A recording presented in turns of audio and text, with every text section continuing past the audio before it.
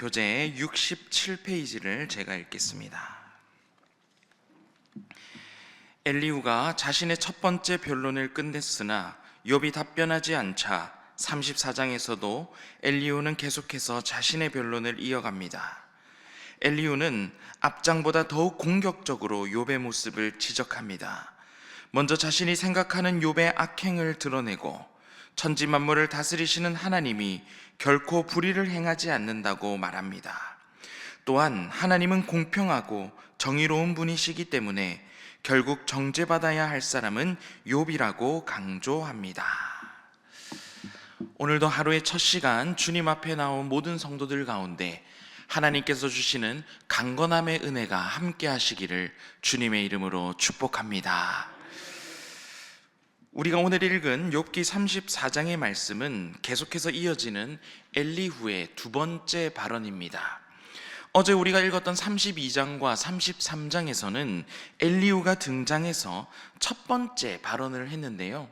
엘리후의 첫 번째 발언이 끝난 이후에 욥과 또 욥의 친구들 그 누구도 아무런 대답을 하지 않습니다. 모두가 침묵하고 있는 것입니다.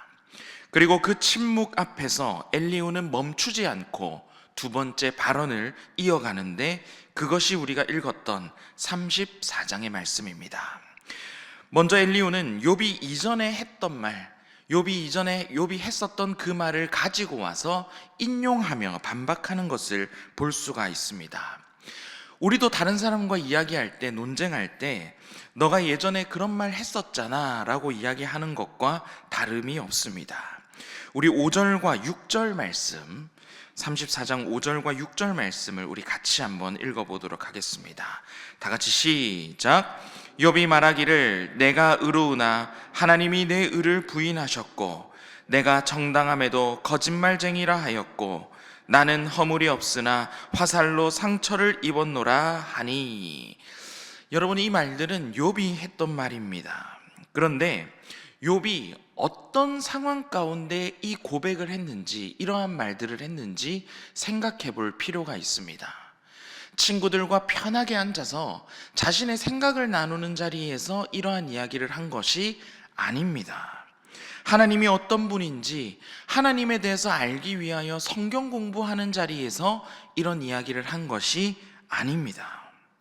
욥이 했던 고백은 모든 것을 잃고 고통 한복판에서 터져 나온 탄식의 말, 고통의 말이 욥의 고백이었던 것입니다. 절규의 자리에서 하나님을 찾고 부르짖으며 했던 그 욥의 고백을 가지고 와서 엘리후는 그 고통의 절규를 품어주기보다는 욥이 했던 말을 교리적으로 분석하고 욥을 비판하고 있는 것입니다. 우리 10절의 말씀도 우리 같이 한번 읽어보도록 하겠습니다. 10절의 말씀입니다. 함께 시작. 그러므로 너희 총명한 자들아 내 말을 들으라. 하나님은 악을 행하지 아니하시며 전능자는 결코 불의를 행하지 아니하시고. 아멘. 엘리후가 한 말입니다. 엘리후가 말한 대로 하나님은 악을 행하지 아니하시며 불의를 행하지 않는 분입니다. 엘리후가 하고 있는 하나님에 대한 이야기도 분명 맞는 말이고 사실입니다. 하지만 지금 상황에 맞는 말일까 생각해 볼 때 그렇지는 않은 것 같습니다. 지금 엘리후는 하나님이 어떤 분인가에 대한 이야기를 욥이 틀렸다고 비판하는 일에 사용하고 있는 것입니다. 진리를 옳고 그름을 따지고 사람을 가르는 잣대로 사용하고 있는 것입니다. 하나님께서 우리에게 알게 하시고 깨닫게 하신 그 진리를 위로의 도구가 아니라 정죄의 도구로 들어 사용하고 있는 것입니다. 여러분, 기독교는 누가 맞고 누가 틀렸는지를 따지고 가르치는 것이 그 궁극적인 목적의 종교가 아닙니다. 옳고 그름을 따지는 것이 궁극적인 목적이 아니라는 것입니다. 여러분, 기독교는 진리로 사람을 찍어 누르는 종교가 아니라 그 진리로 사람을 세우고 살리는 종교인 줄 믿습니다. 하나님께서 알게 하신, 하나님께서 우리에게 깨닫게 하신 그 진리를 통해서 다른 사람을 판단하고 정죄하는 일에 사용하는 것이 아니라 그 사람을 사랑하고 그 사람을 세우는 일에 사용해야 하는 것이 우리가 알고 깨닫게 하신 진리인 것입니다. 여러분, 진리는 우리를 하나님께로 가까이 이끄는 힘이 있습니다. 우리가 진리를 알면 알수록 우리는 더 겸손해져야 되고 더 낮아져야 되고 더 따뜻해져야 합니다. 왜냐하면 우리가 믿는 그 진리의 중심에 바로 예수님이 계시기 때문입니다. 우리의 죄를 대신하여 십자가에 못 박혀 돌아가신 예수 그리스도가 우리가 믿는 진리이기 때문에, 예수님께서 우리의 죄를 대신하여 십자가에 못 박히셔서 돌아가셨다는 그 사실을 믿는 것이 우리가 믿는 진리이기 때문에, 우리가 믿는 그 진리의 중심에 예수 그리스도가 있다는 사실을 깨달을 때 우리는 그 진리로 다른 사람들을 판단하고 정죄하는 일에 사용하는 것이 아니라 예수님께서 그러하셨듯이, 예수님께서 우리에게 보여주셨듯이 사람을 살리고 죄인을 품고 용서하는 일에 우리는 진리를 사용할 수 있어야 하는 것입니다. 따라서 우리의 입술의 말을 통해서 진리를 선포하고 그 진리를 통해서 많은 사람들을 일으키고 세우는 일에 우리는 진리를 선포할 수 있어야 하는 것입니다. 판단하고 정죄하며 살아가기보다 내 안에 계신 예수 그리스도로 말미암아 더 사랑하는 일에 우리는 힘쓸 수 있어야 하는 것입니다. 첫 번째 기도 제목입니다. 판단과 정죄를 내려놓고 사람을 살리는 말과 삶을 살게 하소서. 판단과 정죄를 내려놓고 사람을 살리는 말과 사람을 살리는 삶을 살게 하소서.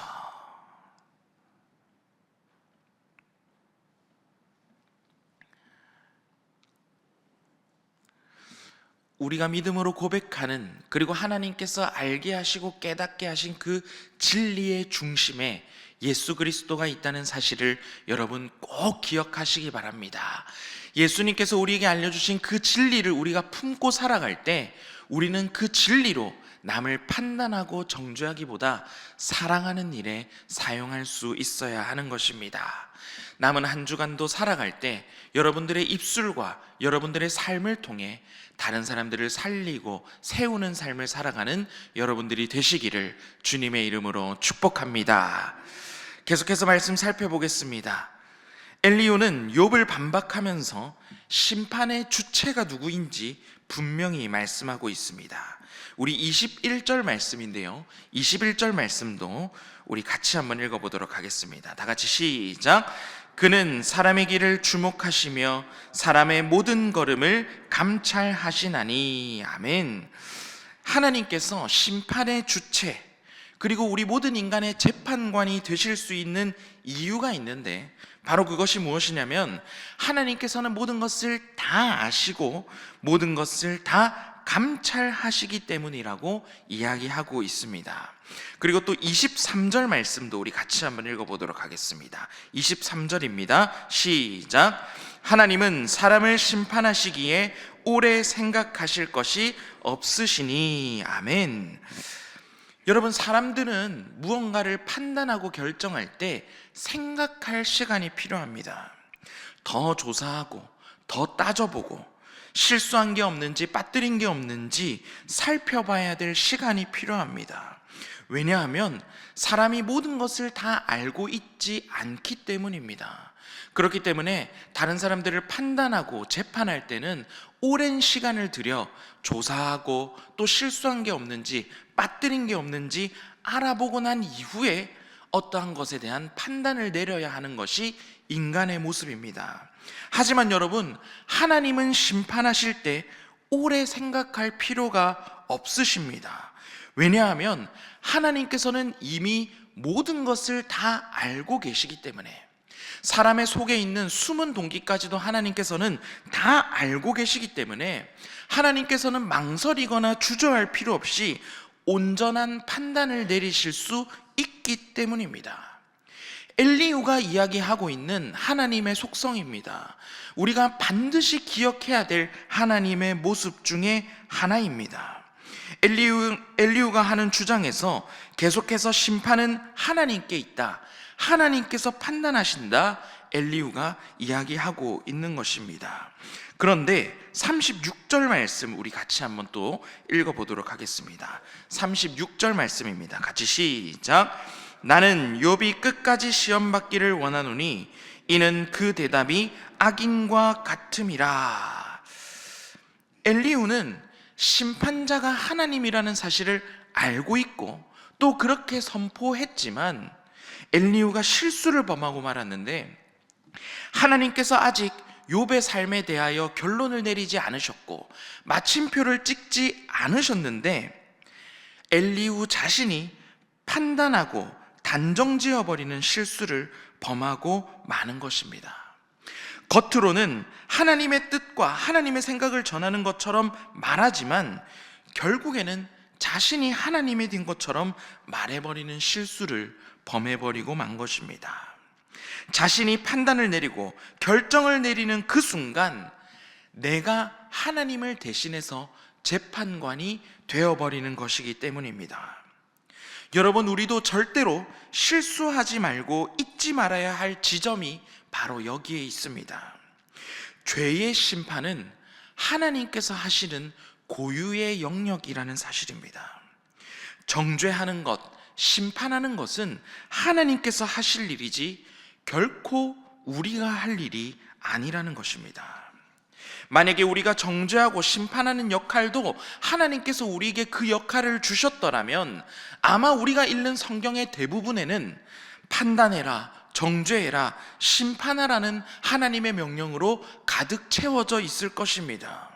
그런데 여러분, 우리가 성경을 읽다 보면 그러한 하나님의 명령을 발견할 수가 없습니다. 오히려 심판은 하나님께서 하실 영역이고 우리에게 맡기신 역할은 사랑하라, 용서하라, 오래 참으라, 서로의 짐을 지라, 하나님께서 우리에게 말씀하고 명령하고 계신 것입니다. 여러분, 우리는 하나님께서 우리에게 맡기신 역할만 하고 살아가면 되는 것입니다. 하나님께서 하실 심판의 영역, 재판의 영역까지 우리가 침범하는 실수를 범하면 안 되는 것입니다. 하나님께서는 진실로 악에 대해서 반드시 심판하실 것입니다. 아까도 우리가 잘 알고 있는 하나님의 그 속성처럼 하나님께서는 실수하시는 일이 없으시기 때문에, 모든 것을 다 알고 감찰하시기 때문에 오랜 시간이 걸릴 필요 없이 하나님께서는 가장 공정한 판결을 내리실 수 있는 분입니다. 그 하나님께서 하나님의 때가 오면 반드시 악에 대해서는 심판하실 것입니다. 그렇기 때문에 우리는 심판의 영역은 하나님께 온전히 맡겨드릴 수 있어야 하는 것입니다. 그런데 우리의 모습은 어떻습니까? 분명 성경 말씀 속에서는 심판하라, 정죄하라 말씀하지 않으시고 사랑하라, 용서하라 말씀하셨는데 우리는 서로 판단하고 정죄하기를 좋아합니다. 내가 재판장의 역할에 서기를 좋아합니다. 사랑하기보다 판단하기를 좋아하고 내가 마치 판사가 된 것처럼 옳고 그름을 따지기를 좋아하는 것이 우리의 모습인 것입니다. 하지만 그것은 하나님의 자리를, 하나님의 영역을 침범하는 일입니다. 결론입니다. 우리는 다시 우리의 자리로 돌아가야 합니다.